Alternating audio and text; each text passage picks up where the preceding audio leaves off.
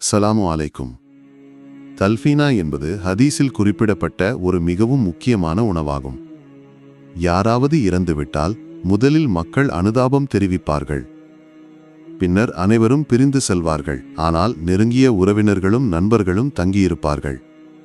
அப்போது அவர்கள் ஒரு பாத்திரத்தில் தல்பீனா தயாரிக்கத் தொடங்குவார்கள். இந்த தல்பீனாவை சில சமயங்களில் ஃபரீத் எனப்படும் இறைச்சி மற்றும் ரொட்டியுடன் சேர்த்து உண்ணுவார்கள்.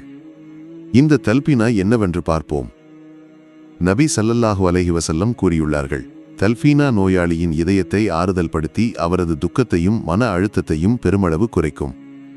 இப்போது தல்பீனா என்றால் என்னவென்று பார்க்கலாம். தல்பீனா என்ற வார்த்தையின் பொருள் பால் அல்லது தயிர் என்பதாகும். இதை தயாரிப்பது மிகவும் எளிது. 2 ஸ்பூன் பார்லி மாவு, 2 கப் பால், சிறிது தேன் ஆகியவற்றை எடுத்துக்கொள்ள வேண்டும். இவை அனைத்தையும் ஒன்றாக கலந்து மிதமான தீயில் சூடாக்க வேண்டும். சூடானவுடன் அதை அப்படியே உண்ணலாம். இந்த உணவு வெறுமனே சுவையாக இருப்பது மட்டுமல்லாமல் மனதுக்கும் உடலுக்கும் ஒரே நேரத்தில் பயனளிக்கும். நான் சிறிது ஆராய்ச்சி செய்து பார்த்தபோது பார்லி மாவில் மக்னீசியம் அதிக அளவில் உள்ளது என்பது தெரியவந்தது. மன அழுத்தம் அல்லது பதற்றம் உள்ளவர்களுக்கு பெரும்பாலும் உடலில் மக்னீசியத்தின் அளவு குறைவாக இருக்கும். எனவே தல்பீனா உண்பது உடலுக்கு தேவையான மக்னீசியத்தை வழங்கி மனதை அமைதிப்படுத்தும். நபி ஸல்லல்லாஹு அலைஹி வஸல்லம் கற்றுத்தந்த இந்த மருந்து நமது மனதுக்கும் உடலுக்கும் ஆரோக்கியத்தை அளிக்கும் எவ்வளவு அழகான வழியாகும்.